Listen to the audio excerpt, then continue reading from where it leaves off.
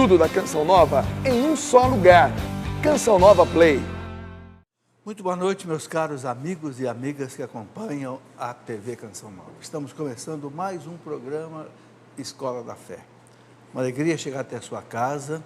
Bem-vindos vocês todos que estão aqui, lotando o nosso auditório aqui hoje, né? E hoje vamos fazer um programa especial, porque a gente vai...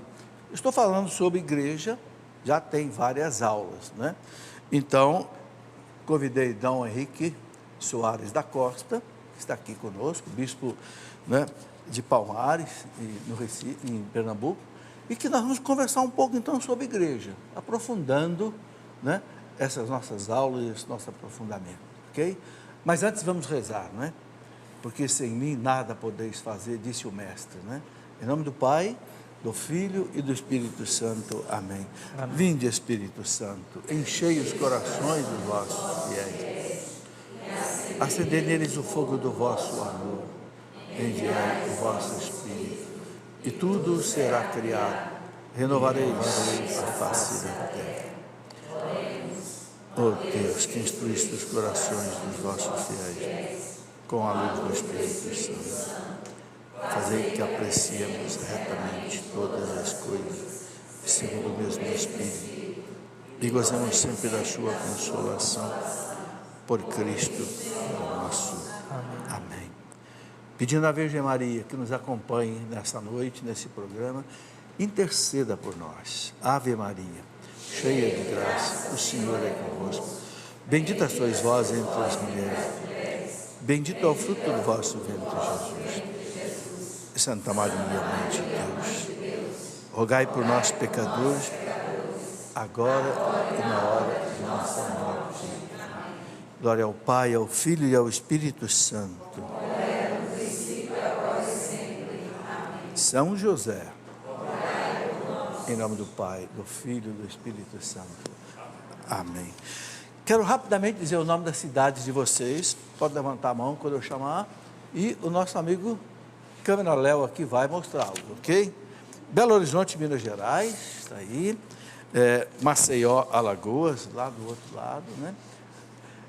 Mamanguape, é isso mesmo, Henrique? Na Paraíba. Mamanguape. Porto Seguro, na Bahia. Está ali, ó, Teixeira de Freitas, Bahia. Diocese de Teixeira de Freitas, Caravelas, Itamaraju, Bahia. Rio de Janeiro, capital. Ariacica, Espírito Santo. Feira de Santana, na Bahia. São Paulo, capital, ali. Belo Horizonte, Minas Gerais. Santa Rita do Sapucaí, Minas Gerais, bem-vindos. Ponte Nova, Minas Gerais. Rio de Janeiro, capital. Rondonópolis, Mato Grosso. Arcos, Minas Gerais. Passos, Minas Gerais. Tem aqui alguém de Atlanta, nos Estados Unidos, né? Está ali, é a Carla, né? E alguém de Jacareí, São Paulo, ok? Temos aqui também um sacerdote conosco, o padre Gleidmar, de Campina Grande, na Paraíba. É uma alegria ter aqui com os amigos também. Sejam bem-vindos. Vamos então conversar com o Dom Henrique. Dom Henrique já esteve aqui várias vezes na Escola da Fé, dispensa apresentação, vocês já o conhecem bem, né? Eu quero só rapidamente mostrar dois livros que Dom Henrique publicou conosco aqui. Escatologia, sobre o fim do mundo, né?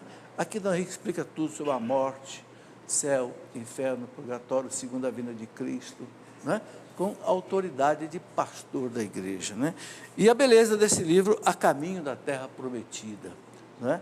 Que é um estudo sobre o Êxodo, aplicando evidentemente na nossa caminhada também hoje na vida. Dom Henrique, muito obrigado pela sua vinda. Quer dizer alguma coisa rapidamente sobre os livros? Sim, Diego. Sobretudo sobre esse aqui, porque é uma explicação, é uma meditação, capítulo por capítulo do livro do Êxodo. Esse livro nasceu da pregação do retiro quaresmal que todo ano eu faço pelas redes sociais, pelo meu blog e pelo Facebook. Então, durante toda a quaresma, todos os dias eu coloco uma meditação. De modo que esse livro é para ser lido com o livro do Êxodo aberto e lido capítulo por capítulo do Êxodo, lendo esse livro, não só compreende o texto, não só compreende as coisas da Sagrada Escritura, mas vai colocando na vida. Porque isso aqui é importante, é fazer o povo de Deus tomar a palavra santa, a Sagrada Escritura, sem medo. Saber entender essa palavra, o que está lá, e depois saber colocar na vida. E este aqui é um pequeno curso, nasceu quando eu ensinava para os leigos, era padre lá em Maceió, na Igreja do Livramento. É um curso sobre o que a igreja crê, sobre a morte, o juízo, o céu, o inferno, o purgatório, a vinda de Cristo no final dos tempos. Então, explicado, né, de modo simples, mas de acordo com a fé da igreja, com a teologia católica. E o povo pergunta muito sobre isso. Então, beleza. Dom Henrique tem também um livro tipo desse Caminho da Terra Prometida, que é sobre o Deuteronômio. Tem o Deuteronômio, tem a Carta aos Gálatas, porque eu preguei esse ano no Facebook sobre a Carta aos Gálatas, né, e está pronto, né, um comentário. E eu fico muito satisfeito que o Dom Henrique ofereceu exatamente para publicar conosco os seus livros, né? É uma confiança no nosso trabalho, na nossa editora, graças a Deus. Eu fico muito agradecido ao senhor por isso, essa confiança, né? Muito bem, então, Henrique, nós temos aqui, vamos conversar um pouco sobre a igreja, né? Já disse ao senhor que eu já tenho feito aqui várias aulas sobre igreja, né? E eu queria então que o senhor aproveitar para fazer aí um aprofundamento hoje. Vamos começar, eu vou colocando algumas coisas, o senhor fique à vontade, a aula hoje é sua, né? Como Cristo se faz presente na igreja, mesmo com tantas crises e escândalos? Olha, às vezes a gente pensa assim, Cristo fundou a igreja e entende essa afirmação de um modo errado. Por exemplo, você pode fundar, professor, um clube de futebol, uma escola, os fundadores fundam, fazem um estatuto, passa uma geração, eles morrem e aquela instituição continua, fundada por fulano de tal. Não é assim que Cristo fundou a igreja. Cristo não só fundou a igreja com a sua paixão, morte e ressurreição e o Pentecostes, mas Cristo funda a igreja. Precisa entender que a relação entre Cristo e a igreja é viva, é atual. Nos dias em que Cristo viveu neste mundo, ele colocou as bases da igreja. Chamou os 12 para deixar claro que a igreja ia nascer como Israel nasceu dos 12 filhos de Jacó. A igreja nasceria do novo Jacó, que é Jesus. Ele é o verdadeiro Jacó. Qual era o apelido de Jacó? Israel. O verdadeiro Israel é Jesus, o verdadeiro descendente de Abraão. E dos seus 12 filhos, dos seus 12 apóstolos, nasceria um novo Israel, que é a igreja. Então, veja, ele chamou os 12, ele ensinou a oração que os 12 deviam fazer, o Pai Nosso. Ele deu instrução como deveria ser a vida da igreja, o perdão, a obediência, resolver entre eles as questões. Ele preparou tudo, deu na última ceia a Eucaristia. Depois que ele morreu e ressuscitou, derramou o Espírito Santo sobre esses apóstolos. E não só sobre os apóstolos, sobre os discípulos. Não só sobre os 12. Tinha mais gente ali, então, aí começa a igreja. A igreja foi pré-formada antes da Páscoa, mas só nasce, só colocou Pedro à frente dos 12, tudo isso antes da Páscoa. Quando ele é como se eu preparasse toda uma encanação e depois abrisse a torneira e a água passasse. Então, Cristo, nos dias da sua carne, colocou a encanação. Com o Pentecostes, abriu a torneira e jorrou a água do Espírito. Que Espírito Santo é este? É o Espírito de Cristo ressuscitado. Então, a igreja vive de Cristo. Primeiro dom da Por isso que no Apocalipse, no capítulo 1 do Apocalipse, aparece Jesus ressuscitado. Cabelos brancos como a neve, porque ele é eterno. Os olhos de fogo, cheios do Espírito Santo. Ele vê tudo, penetra tudo. O seu rosto era como o sol ao meio-dia. Ele está cheio da glória do Pai, que é o Espírito Santo.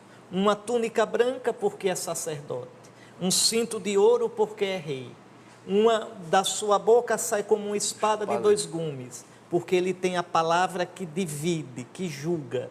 Veja, a palavra é eficaz. e ele tem numa mão 12 estrelas e caminha entre 12 candelabros. Quais são esses? O que significa esses candelabros? As igrejas, quer dizer, as dioceses, que no Apocalipse são 7, porque 7 quer dizer completude, 7 quer dizer tudo.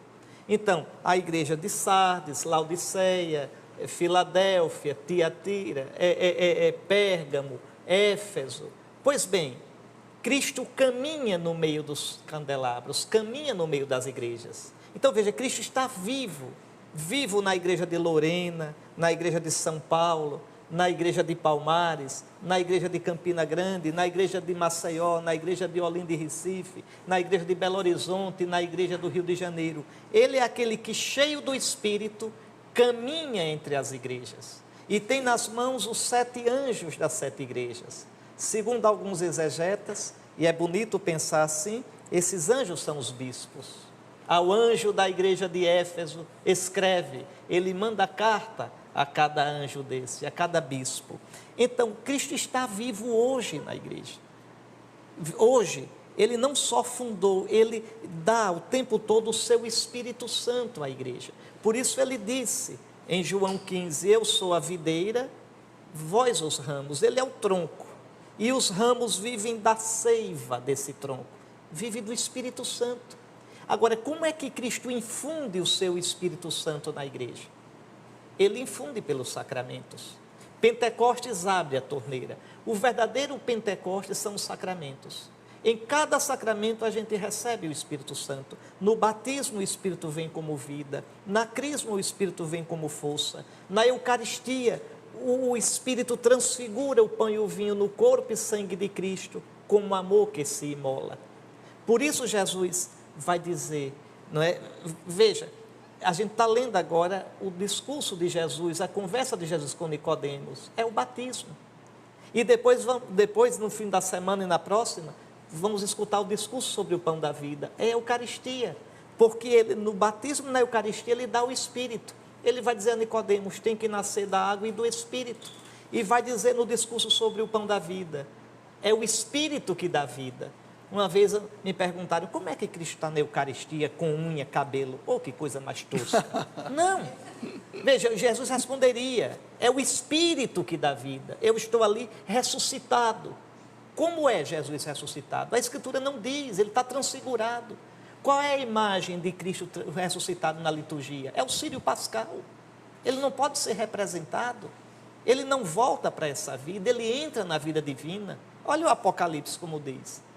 Seu rosto brilha como o sol ao meio-dia. As suas pernas são de cobre em chamas, veja, é sólido. Então, Cristo, ele vem nos sacramentos da igreja. Na primeira carta de São João, o apóstolo diz, quem é o vencedor do mundo? É aquele que crê que Jesus é o Filho de Deus. E aí ele diz, este Jesus é o que veio pela água e pelo sangue. Ou seja, Jesus continua vindo hoje. Jesus está hoje na igreja, na água do batismo e no sangue da Eucaristia. E o Espírito dá testemunho. Sim, porque você recebe o Espírito no batismo, recebe o Espírito na Eucaristia, e esse Espírito lhe garante que Jesus está vivo. Esse Espírito garante que Jesus está na sua igreja. Leva a clamar a papai. Né? A nossa experiência de Cristo não é a experiência de um sociólogo, um historiador das religiões. Eles podem saber tudo de Cristo de fora. A gente sabe de dentro. A gente experimenta o Senhor. Cristo para a gente não está no passado. Cristo está presente. Ele me fala. Ele me faz chorar, ele me faz sorrir. Ele formata a minha vida. Ele é o que veio pela água e pelo Espírito. Pela água e pelo sangue. E o Espírito dá testemunho. E João diz, não somente pela água, não somente com o batismo, com a água e com o sangue. E se São Paulo escutasse, bateria a palma. Porque ele diz, batizados num só Espírito, batismo, para formarmos um só corpo na Eucaristia. Isto é a igreja. Então, apesar dos nossos pecados, das nossas fraquezas, apesar das confusões da história, e vai ser sempre assim, Cristo, a igreja é santa por causa de Cristo. Porque é corpo de Cristo, é templo do Espírito Santo. Não é por causa da gente. Se a igreja fosse santa por causa da gente, a igreja seria um ninho de cobra. A igreja é santa por causa de Cristo. Amou a igreja e se entregou por ela, para lavá-la na água do batismo, purificá-la e apresentá-la a si mesmo como esposa, toda bela, sem mancha nem ruga. Veja, Cristo rejuvenesce, Cristo coloca a igreja num spa, em cada confissão que a gente faz. Ele perdoa os nossos pecados e Ele renova constantemente a sua igreja. Eu queria que o senhor colocasse mais uma reflexão em cima disso. Tem uma frase que eu acho belíssima do Evangelho de São Lucas, tudo é beleza, mas algumas parece que se destacam. Ele fala assim, Lucas 12, 32, pequeno rebanho, foi do agrado, não temas, porque foi do agrado do Pai dar-vos o reino. A igreja e o reino, como é que é essa história? Porque alguns teólogos meio modernos aí, como dizia um padre amigo meu, mais moderno que teólogo, andam dizendo que o Cristo pregou o reino, mas o que ficou foi a igreja. Não, não é moderno, essa teoria é velha. Essa teoria foi de Loisy, depois requentada por Harnack. Não, isso já passou, isso fez sucesso nos anos 60, quando eu nasci, eu já tenho 56 anos. Não há nada disso. Veja, aí é que está. Mas a frase de São Lucas. Pois é, não temas pequeno rebanho. Primeiro, por que a igreja é um pequeno rebanho? Porque a igreja no mundo, veja, o mundo nunca será todo cristão. O mundo só será todo cristão quando o Cristo, nossa vida, aparecer. Aí sim, todo mundo vai vê-lo na glória. Até lá, o sonho de Cristo é que os cristãos estejam em todo o mundo. Não é que todo mundo seja cristão. Os cristãos serão o pouquinho de sal que dão sabor ao mundo todo. Os cristãos serão o ponto de luz que iluminará o mundo todo. Serão sempre um pequeno rebanho que deve servir ao mundo rezando por ele, anunciando o Cristo sem ser do mundo. Então, no mundo tereis tribulações. Tende coragem. Eu venci o mundo. Não temais, pequeno rebanho, porque foi do agrado do vosso Pai dar-vos o reino. Quando é que o reino começa para a gente? No batismo. Porque o reino está onde Cristo está. E quem torna Cristo presente é o Espírito Santo. Também no Evangelho de Lucas, no Pai Nosso, tem dois modos de rezar o Pai Nosso em Lucas. Um modo que a gente conhece é venha o teu reino. Mas existe um outro modo, textos antigos de São Lucas, que tem esse outro modo, e vários padres da igreja comentaram desse outro modo. Onde tem venha o teu reino, tem venha o teu Espírito e nos purifique. Então, onde está o Espírito de Cristo, a gente tem os sentimentos de Cristo. E quais são os sentimentos de Cristo?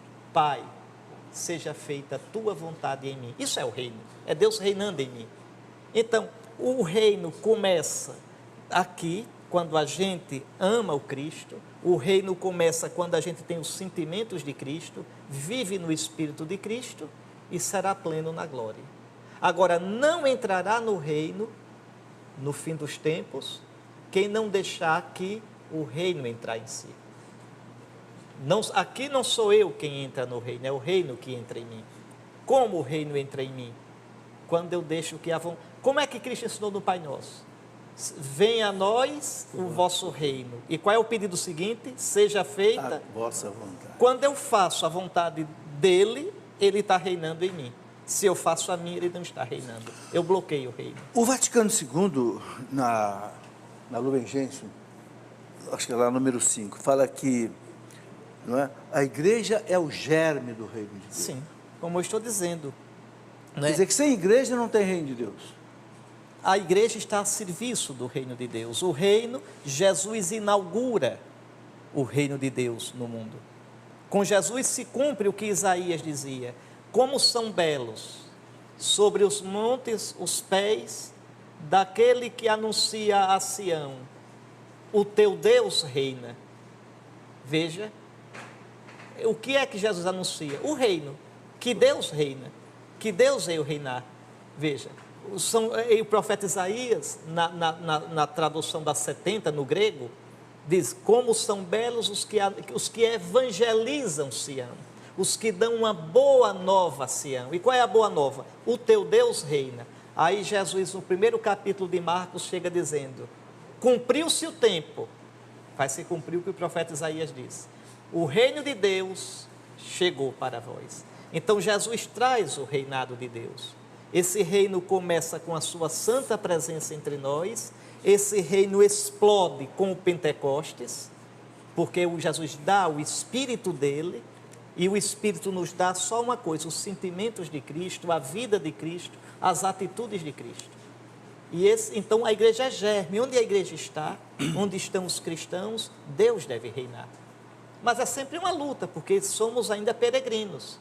Não é? Como diz Santo Agostinho, a igreja caminha entre as consolações de Deus e as provações, as perseguições do mundo. Né? Mas quando chegarmos lá no final, quando Cristo, nossa vida, aparecer, esse reino estará consumado. Só na parousia. Só na parousia. O céu só no céu, não na terra. Só quando Cristo voltar. Pois é, mas a igreja é o germe, a igreja é o lugar do reino. O reino pode se manifestar fora da igreja? Pode, porque o vento sopra onde quer. Onde o homem se abrir para Deus, sinceramente, é por obra do Espírito de Cristo. Porque não há outro Espírito a não ser o Espírito de Cristo. Desde a ressurreição, o Espírito de Deus é Espírito de Cristo. Não há Espírito de Deus que não seja Espírito de Cristo. Então, o que o homem fizer de bom é obra do Espírito. Há sinais do reino. Mas o reino, na sua densidade, é na igreja que se manifesta. Os teólogos dizem, na eclesiologia, e o Dom Henrique é especialista exatamente em igrejas, eclesiologia. Os teólogos dizem que a igreja tem uma identidade, 4 marcas que dão a identidade dela. Una, Santa, Católica. As notas, não é? Como Única, Santa, Católica, Apostólica, para não ser confundida com outra coisa, né? Quer dar uma... Sim, os teólogos perguntavam, né, sobre tudo isso na Idade Moderna, no século XVI, né? Nota que significa o quê? O que faz a igreja conhecida. Nota de tornar em latim, né? Ser nota, ser notada, ser conhecida, ser identificada. Quais as notas que identificam a igreja? E eles colocavam essas 4, né? A igreja é una, ou seja, só existe uma igreja, e a unidade dela não é primeiro porque a gente está junto, não. É porque ela é o povo reunido, como dizia São Cipriano de Cartago, no século III, na unidade do Pai, do Filho e do Espírito Santo. Se a igreja é o corpo de Cristo, se a igreja é o templo do Espírito, ela não pode ser a não ser uma e única. Uma e única. Cristo não tem muitas igrejas. No Novo Testamento, a palavra igreja, ela é utilizada de 3 modos. Não é? Igrejas, com I minúsculo e no plural, são as dioceses.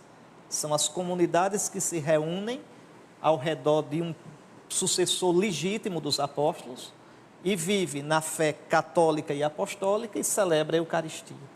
Vive o amor fraterno e testemunha e anuncia Jesus, com os dons e os carismas que o Espírito de Cristo suscita ali. Então, isso é igreja, com I minúsculo e no plural. São Paulo escreve a igreja de Corinto, a igreja de Éfeso, a igreja de Tessalônica. Depois, igreja é também a comunidade reunida para a Eucaristia. A comunidade, a igreja que se reúne para celebrar.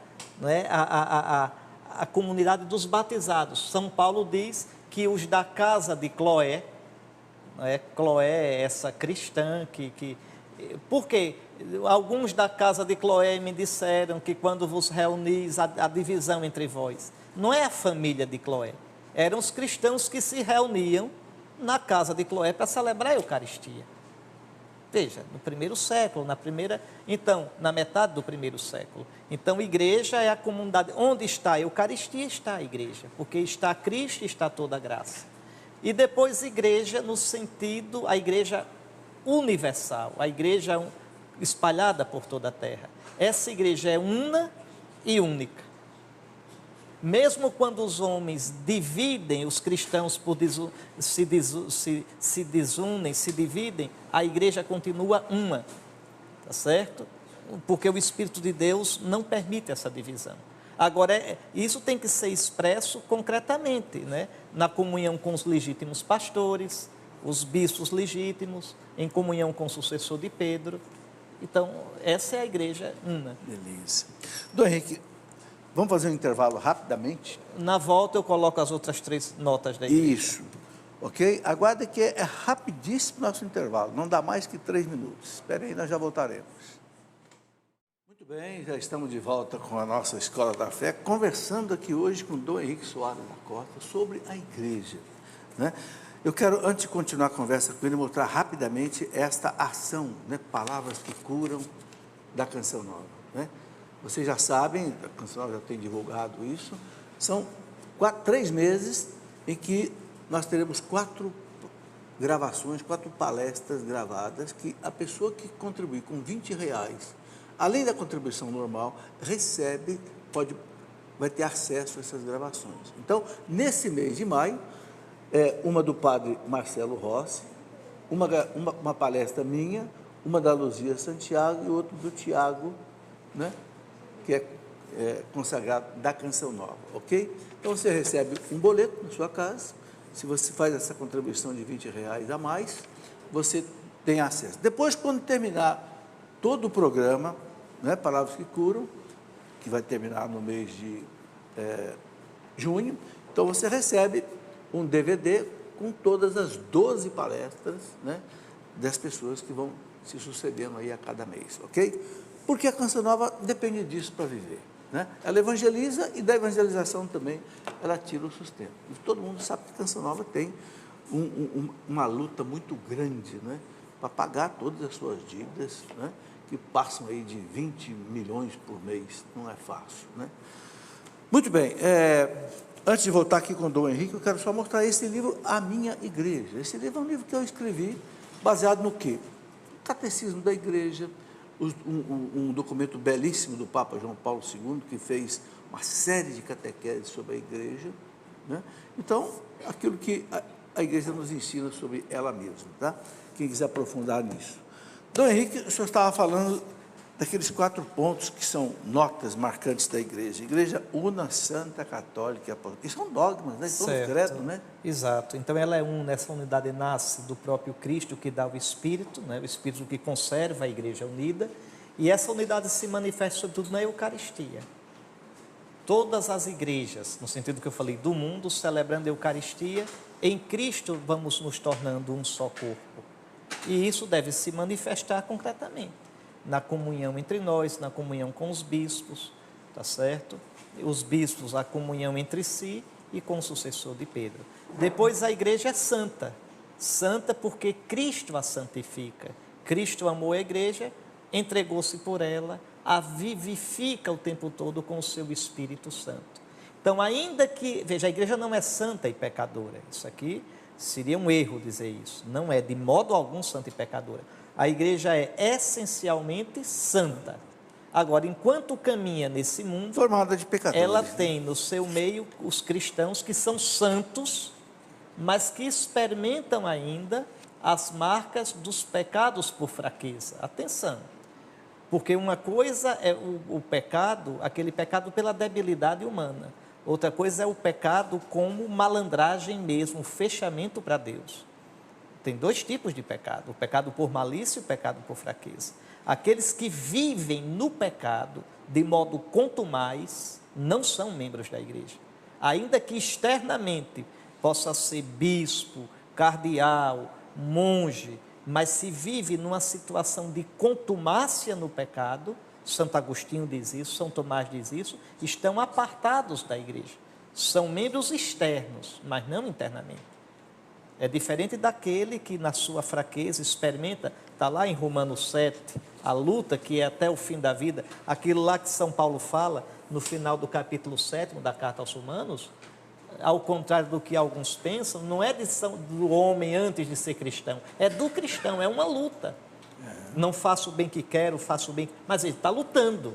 Agora, quando diz assim, a vida é minha, eu faço como eu quero, já não é mais, não. Ainda que vá à missa, que diga que é católico, não é mais membro da igreja. Está num estado de pecado grave, que a gente chama de pecado que conduz à morte, pecado mortal. Então, veja, né? Mas a igreja em si, ela é santa, apesar das nossas debilidades, né? E depois a igreja é uma santa católica. Católica não é porque está em todo lugar, não é por isso que a igreja é católica. Ela já é católica no dia de Pentecostes. A palavra católico vem do grego, katolu, katolon. É aquela que é a igreja que tem a totalidade daquilo que Cristo sonhou para ela.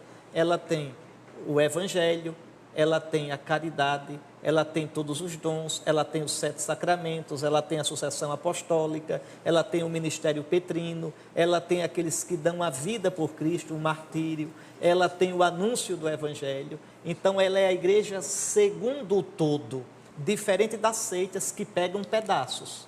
Um briga por causa de sábado, outro briga por causa de imagem, outro briga por causa de dieta alimentar, outro briga por causa de transfusão de sangue. Cada um pega o seu cavalo de batalha. São seitas. A igreja de Cristo é segundo o todo, é católica. É segundo, ou mesmo a raiz de holu vem holístico, o que é o todo. Ela não pega pedaços. É aquilo que diz a Unitatis Redintegratus, lá no número 3 do Vaticano. A igreja tem a totalidade dos meios da salvação. Sim, perfeitamente. Por isso ela é católica. Ela é católica, começa ali no cenáculo. Não é porque está em todo o mundo. Se fosse isso, ela só seria católica a partir do século XVI, com a expansão marítima europeia. Depois, uma santa católica, ela é apostólica. Ela é apostólica no passado, no presente e no futuro. No passado, porque sua raiz, suas 12 colunas, seus 12 alicerces, são os 12 apóstolos do Cordeiro. No presente, porque sustentada pelo Espírito Santo, ela conserva a sucessão apostólica dos bispos. E no futuro, porque até o fim o Senhor é fiel, até o dia de Cristo, nós cremos que não faltarão aqueles que legitimamente nessa sucessão vão pastorear a igreja.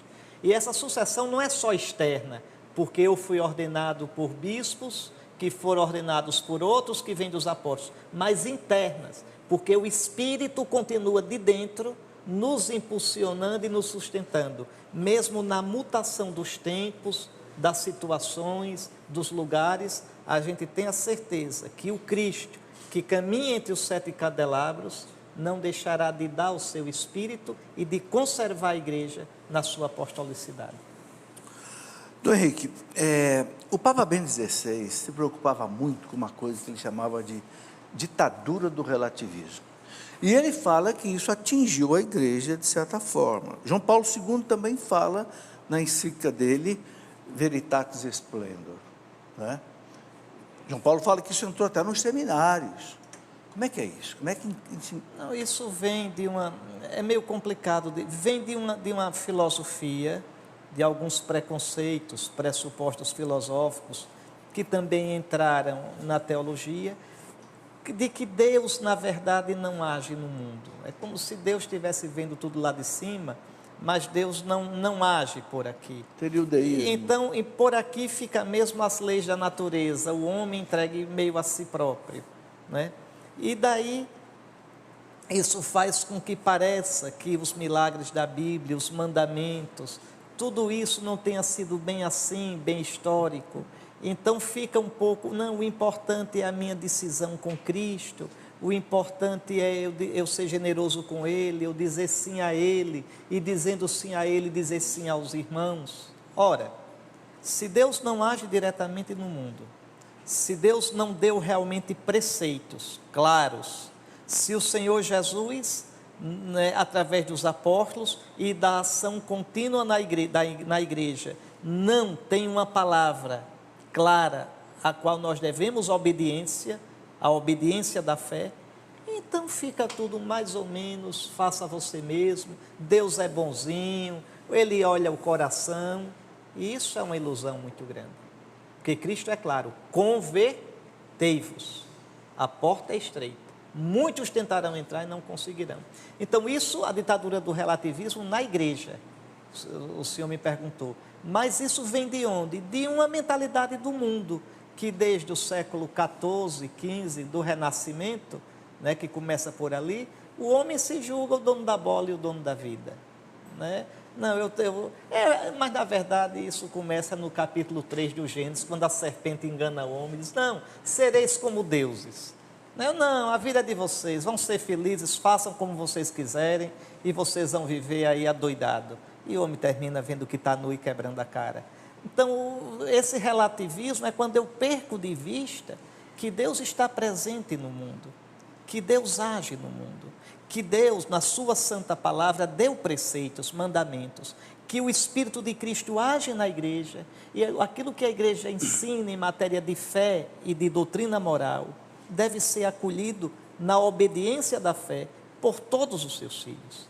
Não dá para eu escolher. Não, isso aqui eu pego, isso aqui eu não pego. Não, isso aqui não é verdade, isso aqui é verdade. Não, isso é heresia. O que quer dizer heresia? Quer dizer escolha. Heresia quer dizer escolha. Não, eu escolho o que me convém, faço a minha religião própria, coloco na minha mochila, e o que não me interessa eu deixo de lado. Isso é heresia. Isso é o relativismo. É o diferente da totalidade, do catolon, do todo. É a heresia. Me leva ao relativismo. Dom Henrique, outra coisa, nesse livro do senhor aqui, Escatologia, o senhor fala bastante disso, né? Sobre o fim do mundo. A gente sabe que a meta de todo o trabalho da igreja é o reino de Deus. Sim. Venha a nós o vosso reino. Nós pedimos isso todo dia, muitas vezes. Quando é que esse reino vai chegar? Ele já veio com Jesus, já começou, já está entre nós. Mas quando é que vai ser a plenitude desse reino? A plenitude só Ele sabe. Não tem cálculo. Bom, na verdade vai chegar logo. Como é que termina a Escritura? Termina de um jeito lindo. Está lá na Basílica, a coisa mais linda do mundo. Eu estava hoje olhando lá, eu gosto de olhar isso. O Espírito e a esposa dizem, vem. Senhor Jesus. Vem. O Espírito de Cristo faz a igreja desejar, ter saudade. Vem, Senhor, vem. Desde a ressurreição que a igreja está assim, encantada com Jesus. Encantada. Os nossos primeiros irmãos viram o Senhor. Durante um tempo, que a Escritura chama 40 dias, o Senhor se revelou aos 12, não só aos 12. São Paulo diz na 1 aos Coríntios, capítulo 15, que ele uma vez apareceu de uma vez só a mais de 500 irmãos, homem, mulher, criança, veja. E desde lá que a igreja fica, vem Senhor, vem. E ele diz, eu venho em breve. Pronto, há 2000 anos que ele diz que vem em breve, e vem mesmo. Mas o tempo dele não é o nosso, professor. Jesus deu uma ordem muito curta para a igreja, no modo de falar, e muito difícil de cumprir. Ide, pelo mundo inteiro. Esse ide é que movimentou a igreja, fez a igreja sair da Europa, vir para a América, ir para a Ásia. Sair da Terra Santa. Sim. Para a Europa, porque às vezes a gente pensa que a igreja é europeia. Mas da Europa veio para a América. A igreja nasceu na Ásia, nasceu em Jerusalém. Sim, mas depois foi para a Europa e da Europa veio já para cá. foi uma saída. Né? E foi para o mato, né? Eu estava lendo esses dias, até escrevi um livro sobre São José de Anchieta. Que coisa impressionante. O homem atravessava matas para batizar um índiozinho para não morrer sem batismo, né? Esse ide que Jesus colocou, hoje ele está de pé ainda? Estará sempre, sempre. A igreja ou é missionária ou não, é nosso Mas não há um dever. certo arrefecimento nesse ide? Por causa do relativismo. Porque às vezes se pensa que o homem pode se salvar sem Cristo. E Cristo, todo homem tem o direito. Não é direito adquirido, é direito por graça de Deus, de escutar o Evangelho, de saber que é amado, que Deus o amou tanto, que enviou o seu Filho, para que todo aquele que nele crê não pereça, mas tenha vida eterna. Nós não podemos privar ninguém disso. Agora, evangelizar não é impor. Evangelizar não é dizer ou você se converte ou está no inferno. Não. Mas levar o Cristo, anunciar, é dever da igreja. Isso nosso Senhor determinou e até o fim dos tempos a igreja. Interessante que a Eucaristia termina o padre dizendo, ou diácono, ide em paz, ide. Esse ide não é vá para casa, vá para o mundo anunciar o que você viu. Que Ele está vivo, que falou conosco, que partiu o pão conosco e que nos alimentou. Muito bem. Esse ide, professor, os pais em casa educando os filhos. Então, é isso que eu ia perguntar para o senhor aqui. Os professores na escola, ou no ambiente onde você Alguém estiver. perguntou isso daqui, qual é o papel do leigo na igreja hoje? Ser sal e luz. O leigo, primeiro vamos entender essa palavra leigo, né? Que é uma palavra que teve uma sorte, um destino muito infeliz. Porque hoje, quando a gente quer dizer que não entende de uma coisa, eu sou leigo nisso. Né? É uma miséria. Ignorante. Né? É uma miséria, que o sentido é o contrário. A palavra laikos em grego quer dizer o que está dentro do povo de Deus. Em grego, laikos quer dizer isso, o que está dentro do povo de Deus. Ela é formada de duas palavras, laos. Laos, na Bíblia grega, é o povo de Israel. É o povo de Deus. E ikos, que quer dizer que pertence a. Então, laos mais ikos, laikos em grego, laicos em latim, leigo em português. Então, o que é o leigo? É o que está dentro, é o que está por dentro, não é o que está por fora. Então, primeiro de tudo isso, esse povo, a grande dignidade nossa não é ser bispo, não é ser padre, não é ser papa. A grande dignidade é ser cristão. A miséria é que se comemora o dia da minha ordenação de padre, o dia da minha ordenação de bispo, o dia do seu casamento, mas ninguém se lembra do dia do seu batismo. Esse é o grande dia. O grande dia em que eu passei das trevas para a sua luz incomparável. Quando eu deixei de ser não povo para ser povo de Deus. Quando eu deixei de ser filho da ira para ser filho de Deus. Veja, quando eu nasci do útero da mãe católica, da água, instrumento do Espírito. Então, todo o povo de Deus é um povo santo, é um povo consagrado, raça escolhida, sacerdócio santo. Em Cristo somos um povo de sacerdotes, temos o dever de louvar, adorar a Deus pelo mundo inteiro, interceder pelo mundo inteiro. E temos diante do mundo o dever de testemunhar o amor de Deus em Jesus Cristo. Então, onde estiver, o leigo, celebrando a Eucaristia, ouvindo a palavra, alimentando-se cada vez mais do Senhor, ele tem o dever de ir. E onde estiver, veja, ele edifica a igreja, ele celebra a Eucaristia, sob a presidência do bispo e dos sacerdotes, dos presbíteros, e testemunha, vive isso e leva ao mundo. Sal da terra e luz do mundo. Essa é a missão do leigo. Sair, onde estiver. É próprio do leigo, onde estiver no mundo, levar o bom odor de Cristo. E o bom odor de Cristo é o Espírito Santo. É ele o perfume que agrada.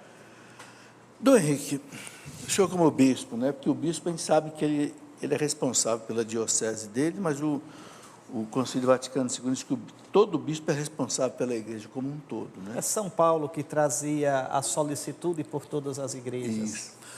Quais são os principais problemas que o senhor vê hoje na igreja e na igreja do Brasil? Assim, que dificulta mais a caminhada, o grande problema é evangelização? esse, não é? É num mundo que está descristianizado, reanunciar Jesus. Esse é um grande desafio. E reanunciar sem a pretensão de pensar que a sociedade todinha é cristã. Não é. A sociedade todinha não é cristã, não é católica, a gente tem que baixar a bola. E a gente tem que enquanto a gente quiser uma igreja de multidão, a gente vai baixar, vai fazer queimão da qualidade da verdade do Evangelho. Não. O Evangelho deve ser pregado a todos. Deve ser pregado com bom humor, com benignidade, não é de cara feia colocando o povo do inferno.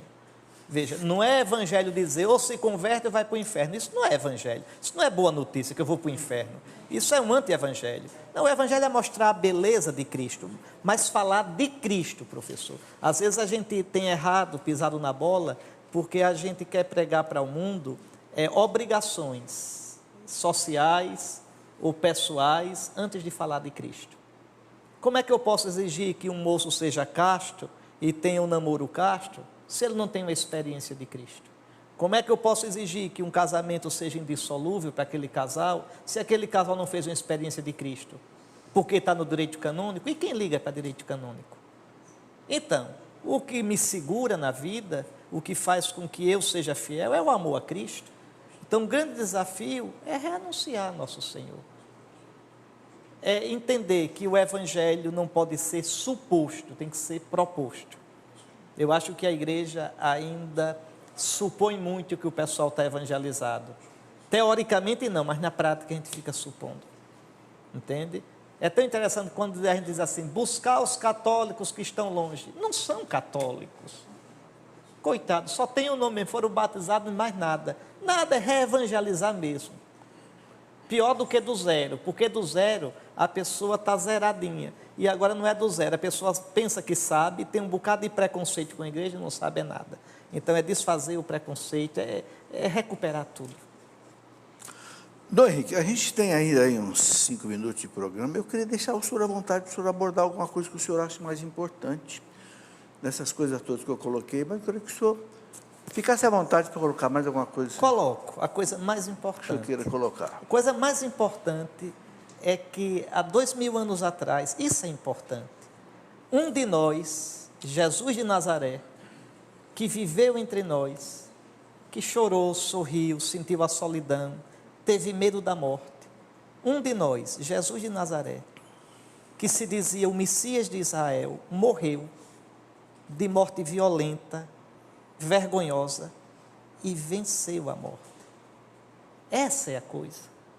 2 dias depois, ele apareceu glorioso, fez daqueles 12 covardes, 12 corajosos, fez daqueles primeiros cristãos toscos, homens e mulheres cheios de convicção. O que tem de importante mesmo é isso, a morte foi destruída, a morte foi vencida, e por isso a nossa dor, o nosso sofrimento, o nosso medo, a nossa solidão e a nossa morte, tudo isso tem um novo sentido. Cristo ressuscitou, está vivo, e nós podemos escutá-lo vivo e sentir o nosso coração arder na sua palavra, e nós podemos comungar com ele na Eucaristia, e nós podemos encontrá-lo, mas senti-lo quando a gente está junto no amor do seu Espírito Santo. Isso muda tudo, professor. Quando a gente experimenta isso, a gente é embriagado de uma santa loucura. Os santos, nenhum tem juízo. Todo santo tem uma boa percentagem de doidice. É a doidice da embriaguez do Espírito Santo. É a embriaguez sem vinho. São Paulo diz, embriagai-vos não com vinho, mas com o Espírito de Deus. Porque sabem disso. Tudo muda, professor. Aí nem a morte, nem a vida, tudo muda, porque a gente sabe que nada nos poderá separar do amor de Cristo. Sinceramente, professor, nada é mais importante do que isso. Por isso que eu estou nesse ramo, que o senhor está nesse, e que a gente sabe. Agora, que... pode fazer uma pergunta difícil? Diga. Por que ele apareceu primeiro para uma mulher e não para um homem? Aí está no segredo do coração de Deus. Aí deixou nós de lado. Que dá a sua graça a quem quer e faz como quer. Mas nosso O Senhor que a Madalena tinha que nós não temos? uma coisa de certeza tem aí, não é? Nosso Senhor quebra as nossas expectativas, escolheu pastores.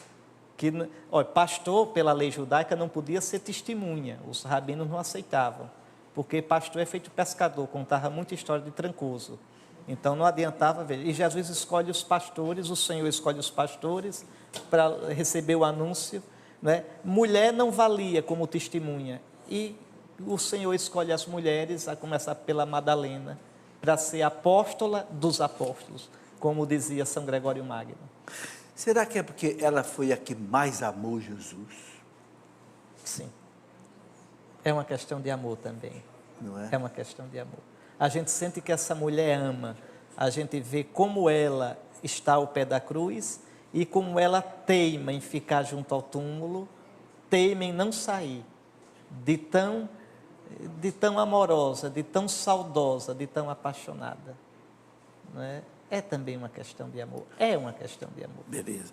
Dom Henrique, e agora vamos colocar uma última pergunta que ainda tem aqui, né? Como amar a igreja quando nos decepcionamos com as pessoas da igreja? Porque a gente ama a igreja. Nunca amem a igreja por causa da igreja. Eu não amo a igreja por causa da igreja. Se eu amasse a igreja por causa da igreja, já tinha deixado. Eu amo a igreja por causa de Cristo. Porque ela é de Cristo, porque Cristo fundou a igreja, porque Cristo está presente nela. Quem sou eu? Se Cristo amou a igreja e se entregou por ela. Se Cristo disse que estaria para sempre com ela. Se Cristo no Apocalipse a mostra como a coisa mais linda do mundo, a Jerusalém que desce do céu, toda vestida, toda ornada como uma esposa para o seu esposo. Como eu não vou amá-la? Se essa igreja com a gente, comigo, com o Senhor, veja, com esse pessoal aqui tão cheio de falha, se essa igreja me deu Jesus, me deu o batismo, se eu nasci do útero dela, se eu nasci para o colo dela, se a maior alegria que eu tenho de ser cristão e ser ministro de Cristo eu recebi dela, se ela me dá a Eucaristia, como não amá-la? Ela me dá Jesus, e Jesus é tudo o que eu tenho na vida. Sem Ele, o que é que eu vou fazer da vida? E o que é que eu vou fazer da morte? Então... E é na igreja que a gente vai viver a vida eterna, né? Porque a igreja, afinal de contas, é o corpo. A igreja começa aqui Místico e será plena no céu. Né? A igreja, o Senhor perguntou, aqui a igreja é semente do reino. Lá, reino e igreja serão uma coisa só. Se identifica numa coisa só. Dom Henrique, muito obrigado pela sua vinda, sua participação. Tirei o homem lá de Aparecido, do meio dos bispos, para trazer ele aqui para vocês. Uma vez por ano. Eu quero convidar aqui o padre Gleidmar para chegar aqui, né, conosco. Paraibano, né, de Campina Grande. O padre está sem microfone, mas o senhor fala bem pertinho aqui do meu lapela. Qual é a sua diocese? Campina Grande, na Paraíba. Campina Grande. Aqui, ó. Ótimo. Está aqui o microfone para o padre. Pode falar, Campina Grande. Isso, Campina Grande na Paraíba. Agora eu sou rio-grandense também, do norte, viu? Ah, é? É. Eu sou de São Miguel, uma terrinha distante, mas lá o povo de Deus tem muita fé, viu? É Potiguar. Potiguar. Comedor de camarão, viu? Não é de papagirimu, não. Não. Já é padre há quantos anos? Eu tenho 7 anos de sacerdócio. Não está arrependido? Não. Tem... A gente vê o povo assim, eles nos dão uns espinhos e a gente também dá os nossos, mas no final tem muito amor. Então, né? Eu sou um padre feliz. Amém. Sonho alto, mas o alto não é psicopado, não, é fazer bem ao povo, viu? Né? Então, eu fico tão feliz e que alegria. Você veio com uma comitiva aqui? Como é que é? É um grupo muito bom lá de Campina Grande, 42 pessoas. Aqui? Nosso povo pequenino está ali, ó. Tá ali. 2 na torcida e tem alguns olhando, mas a maioria já está descansando, que hoje o dia foi intenso, o povo rezou muito. Beleza. Então, eu queria que o senhor encerrasse o programa dando a bênção para esse povo, junto com o padre também. Quem sou eu? O Senhor esteja convosco. Ele está no meio de nós. Pela intercessão da Virgem Maria Aparecida, abençoe-vos o Deus Todo-Poderoso, Pai, Filho e Espírito Santo. Muito obrigado a vocês, Dom Henrique, o padre Gleidmar. Obrigado a vocês que vieram participar aqui, né? E até o nosso próximo programa, se Deus quiser. Quinta-feira nós vamos entrevistar um cardeal que é do Paquistão e que vem aqui contar umas experiências de tantas perseguições lá, etc. Tal, né? Naquela região da Índia, Paquistão, são 2% de católicos só e perseguidos. Então deve ser uma experiência boa que a gente vai ter na próxima quinta-feira que vem. Muito obrigado, vamos com Deus, até o próximo programa.